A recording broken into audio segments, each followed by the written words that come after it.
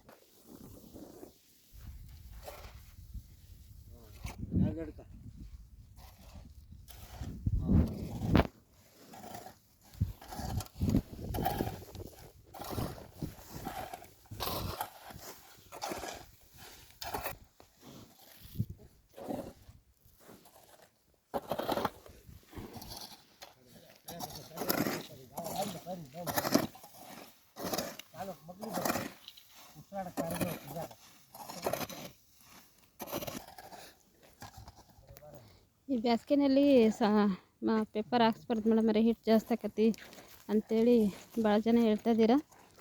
ಇಲ್ಲ ರೈತರೆ, ನಾವು ಯಾಕಂದರೆ ಆರ್ಗ್ಯಾನಿಕ್ ಹಾಕಿ ಗೊಬ್ಬರನ ಮನ್ಸಿಗೆ ಮಾಡೋದ್ರಿಂದ ನಮಗೆ ಈ ಬಿಸಿಲಿನ ತಾಪ ಅಷ್ಟೊಂದೇ ನಮಗೆ ಕಾಣಲ್ಲ.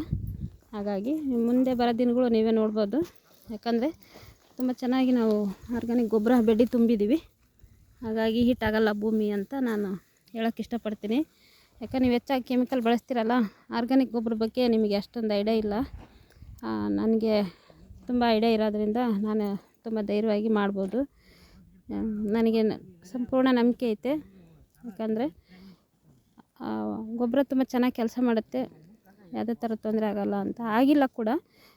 ನಿಮಗೆ ಕೆಮಿಕಲ್ ಜಾಸ್ತಿ ಬಳಸೋದ್ರಿಂದ ರೈತರಿಗೆ ಹೀಟ್ ಆಗುತ್ತೆ ಬ್ಯಾಸ್ಗಿನಲ್ಲಿ ಮನ್ಸಿಂಗ್ ಪೇಪರ್ ಹಾಕೋದ್ರಿಂದ ಅಂತಂದೇಳಿ ನೀವೇನು ನಿರೀಕ್ಷೆ ಮಾಡಿರಲ್ಲ, ಅದು ತಪ್ಪು. ನೀವು ಮುಂದೆ ಬರೋ ದಿನಗಳು ನೋಡ್ಬೋದು. ಬೆಳೆ ಯಾವ ರೀತಿ ಬರುತ್ತೆ ಯಾವ ರೀತಿ ಇಲ್ಲ ಅಂತ ಪ್ರತಿಯೊಂದು ವಿಡಿಯೋನೂ ನಿಮಗೆ ಯೂಟ್ಯೂಬಲ್ಲಿ ಸಿಗುತ್ತೆ. ಡೈರೆಕ್ಟ್ ಯೂಟ್ಯೂಬಿಗೆ ಹಾಕೋದ್ರಿಂದ ನಾವು ಅದರಲ್ಲೇ ನೀವು ನೋಡ್ಬೋದು. ಪ್ರತಿಯೊಂದು ವಿಡಿಯೋನ ನೋಡಿ ಫಾಲೋಅಪ್ ಮಾಡ್ಬೋದು. ಈ ಥರ ಸಾವಯವ ಕೃಷಿನ ಧೈರ್ಯವಾಗಿ ಮಾಡ್ಬೋದು ನಮ್ಮ ರೈತರು ಅನ್ನೋದಕ್ಕೆ ನಾವೊಂದು ಈ ಉದಾಹರಣೆಗೇ ನಾನೇ ಸ್ವಂತ ಹೊಲ ಮಾಡಿ ನಿಮಗೆ ತೋರಿಸ್ತಾ ಇದ್ದೀನಿ. ಬದಲೇ ಆಗ್ರಿ ರೈತರೆ, ಆದಷ್ಟು ಸಾವಯವ ಗೊಬ್ಬರಗಳ್ನ ಯೂಸ್ ಮಾಡಿರಿ, ಸಾವಯವ ಕೃಷಿ ಮಾಡಿರಿ. ಭೂಮಿ ಉಳಿತೈತೆ, ನಾವು ವಿಷದಿಂದ ಮುಕ್ತಿ ಹೊಂದ್ಬೋದು ಅಂತ ಹೇಳೋಕ್ಕೆ ಇಷ್ಟಪಡ್ತೀನಿ. ಭಾಳ ಜನ ರೈತರನ್ನ ತಿದ್ದಕ್ಕೆ ನೋಡಿದೆ, ಆಗಲಿಲ್ಲ. ಯಾಕಂದರೆ ನಾವೇ ಬದಲೇ ಆಗಬೇಕನ್ನೋ ಕಾರಣ, ಈಗ ನಾನು ದುಡಿಮೆ ಬೇಕಲ್ಲ. ಈಗ ಹಾಗಾಗಿ ನಾನೇ ಸ್ವಂತ ಯಾಕೆ ಹೊಲ ಮಾಡಬಾರ್ದು, ದುಡಿಬಾರ್ದು ಅಂತ ಕೆಲವು ರೈತರೆಲ್ಲ ನಿಮ್ಮ ಕೈಲಿ ಸಾಧ್ಯನೇ ಇಲ್ಲ ಮೇಡಮ್ ಅರೆ ಅಂದರೆ, ಇಲ್ಲ ರೀ, ಮನ್ಸಿಗಿಂತ ದೊಡ್ಡದು ಯಾವುದಿಲ್ಲ. ಸಾಧನೆ ಮಾಡ್ಬೇಕಂತ ನಿಂತರೆ ಯಾವುದು ಅಸಾಧ್ಯ ಅಲ್ಲ. ಹೆಣ್ಮಕ್ಳು ಗಂಡು ಮಕ್ಕಳನ್ನ ಭೇದ ಭಾವ ಏನಿಲ್ಲ, ಮಾಡಬೇಕಷ್ಟೇ, ಕೆಲಸ ಮಾಡ್ಬೇಕು.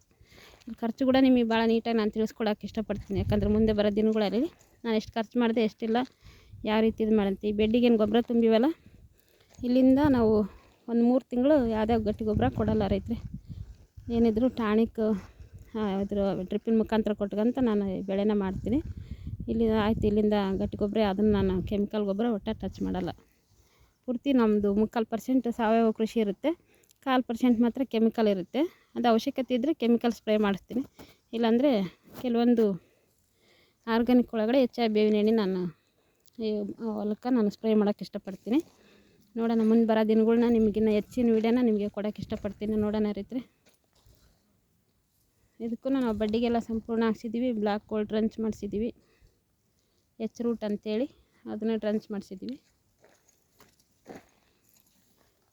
ಇವ್ರು ಕೆಲಸ ಮಾಡೋರುಗಳಿಗೆ ಆಶ್ಚರ್ಯ ಪಡ್ತಿದ್ದಾರೆ. ಇಂಥ ಗೊಬ್ಬರ ನಾನು ನೋಡಿಲ್ಲ ಮೇಡಮರೇ, ನೀವು ಎಷ್ಟು ಧೈರ್ಯವಾಗಿ ಹಾಕ್ಸಿ ಮಾಡ್ತಾಯಿದ್ದೀರಾ, ತುಂಬ ಖುಷಿ ಅನಿಸುತ್ತೆ. ನಮ್ಮ ರೈತರೆಲ್ಲ ನಿಮ್ಗೆ ನೋಡಿ ಬದಲೇ ಆಗಲಿ ಅಂತ ಹೇಳ್ತಾ ಇದ್ದಾರೆ. ನಾವು ಅಗ್ರಿ ಕ್ಯಾದಿಗೇಳಿನಲ್ಲಿ ಇವೆಲ್ಲ ಮಾಡ್ತಾಯಿರೋದು. ಪೂರ್ತಿ 3 ಎಕರೆ ಹೊಲನೂ ಇದೇ ಥರನೇ ನಾವು ಬೆಡ್ಡಿ ಗೊಬ್ಬರ ತುಂಬಿ ಹೊಲ ಮಾಡ್ತಾಯಿರೋದು ನಾವು. ಯಾಕಂದ್ರೆ ಆರ್ಗ್ಯಾನಿಕ್ ಗೊಬ್ಬರ ತಂಪು ಹಿಡಿಯೋದ್ರಿಂದ ಬಿಸಿಲಿಂದು ತಾಪ ತಡ್ಕೊಂತೈತಿ ರೈತರು, ಅಷ್ಟೊಂದು ಎಫೆಕ್ಟ್ ಆಗೋಲ್ಲ, ಅಷ್ಟು ಜಳ ಆಗೋಲ್ಲ. ನೀರು ಕಡಿಮೆ ತಗೊಂತೈತಿ, ತೇವಾಂಶ ಕಡಿಮೆ ಸ್ವಲ್ಪ ಪ್ರಮಾಣದಲ್ಲಿ ಜಲ್ದಿ ಇವತ್ತು ನೀರು ಒಂದು 2-3 ದಿನ ನೀರು ಬಂದಿಲ್ಲ ಅಂದ್ರೂ ತೊಂದರೆ ಇಲ್ಲ ಈ ತೇವಾಂಶ ಹಿಡಿದಿಡೋದ್ರಿಂದ.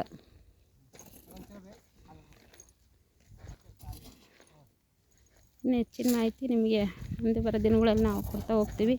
ಖಂಡಿತ ಪ್ರತಿಯೊಬ್ಬ ರೈತರು ಈ ಒಂದು ನಾವು ಮಾಡೋಂಥ ಕೆಲಸ ನೋಡಿ ಅದ್ರ ಬದಲೇ ಆಗ್ರಿ ಸಾವಯವ ಕೃಷಿ ಮಾಡಿರಿ ಅಂತ ಹೇಳೋಕ್ಕೆ ಇಷ್ಟಪಡ್ತೀನಿ ರೈತರೆ.